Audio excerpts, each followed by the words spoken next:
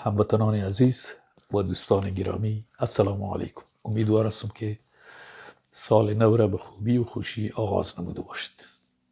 میپردازیم به وضعیت امنیتی و نظامی افغانستان.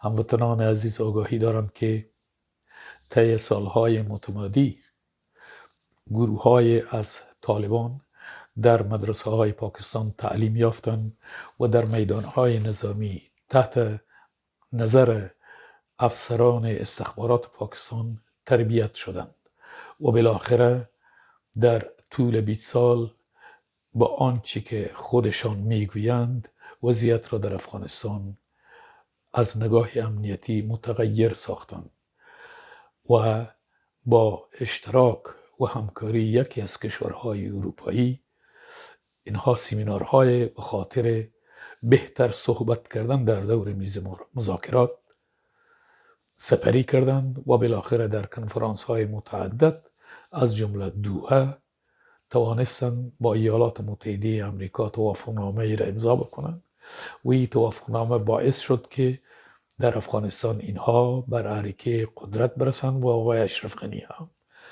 افغانستان را رها کرد و تمام دار و ندار افغانستان به گروه ارتباط گرفت که اکنون این گروه در سطح منطقه و دنیا از اعتبار خوبی برخوردار نیست. اینها هم با کشورهای غربی و هم با کشورهای شرقی از روی داشتن نیاز به همکاری های اقتصادی سرجنباندند. به این اساس توانستند که تا اکنون به زندگی و حکومتداری عشیری خود ادامه بدند.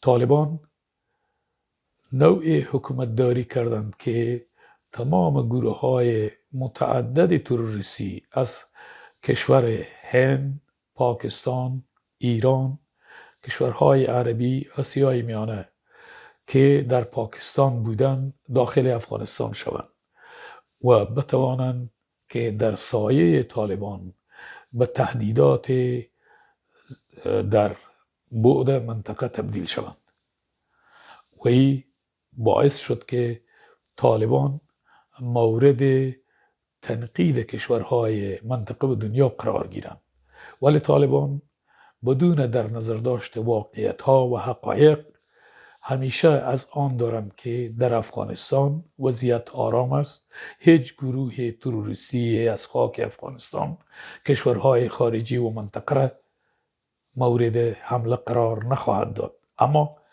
ما وضعیت را در پاکستان، ایران و همچنان تاجیکستان همیشه مورد نظر داریم و میبینیم که آنگونه که طالبان خوشبینانه وضعیت را ارزیابی میکنند نیست.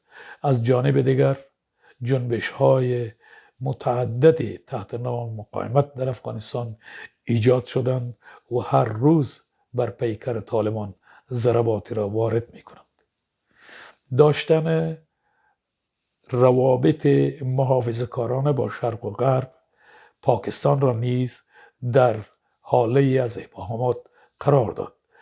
تا پاکستان اکنون ادعا می کند که TTP در افغانستان قرارگاه های متعددی دارد و رهبران TTP در کابل با طالبان روی فیصله های متعدد به دور میز می نشینند و تصمیم می گیرند.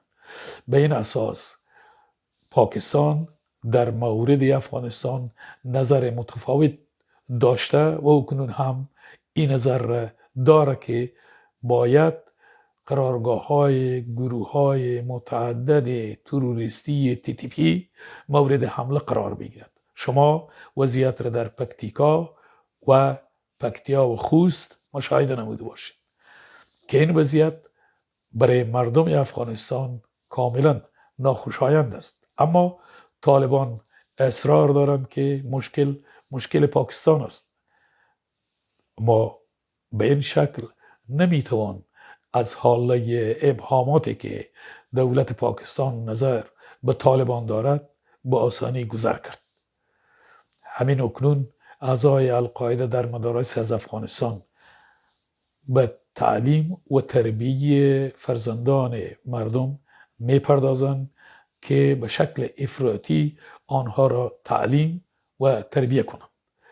همچنان گروه داعش در اکثر نقاط افغانستان حضور دارد.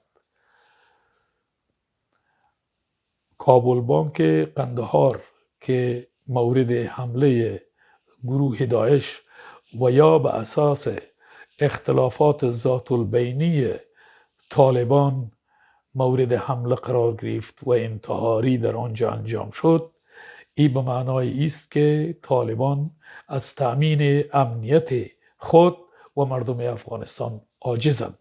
روی این منظور لازم است طالبان به شکل حقیقی روی برنامه‌های گذشته و کنونی خود یک ارزیابی داشته باشند و با این ارزیابی حتما باید به خاطر حکومتی که بتواند به یک انتخابات سرتاسری ملی مردم و جامعه را رهبری بکند باید تن به تن تا که افغانستان صاحب یک حکومت مشروع و بالاخره ما توانسته باشیم نظام امنیتی و دفاعی که تمام فرزندان افغانستان در آن اشتراک داشته باشند بسازیم.